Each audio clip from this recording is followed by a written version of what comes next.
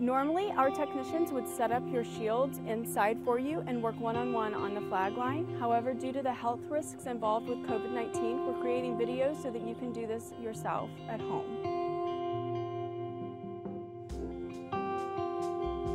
Hello and welcome to Invisible Fence Brand's Perfect Start Training. You are the proud new owner of an Invisible Fence.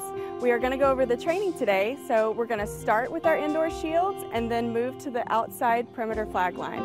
Before we get started with our indoor training, we need to set up our shield. This is our Invisible Fence brand indoor shield or indoor training unit. We're going to set up the flags around it. If you do not have a measuring tape, that's okay. We can use our feet to measure how far the flags need to go.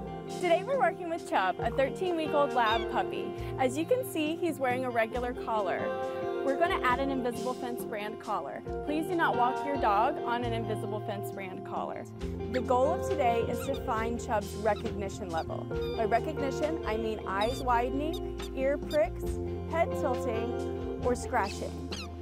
We want to make sure he can feel the correction.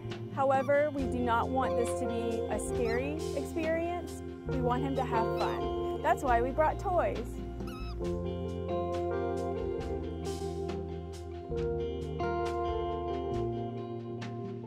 Now we're ready for fence line training.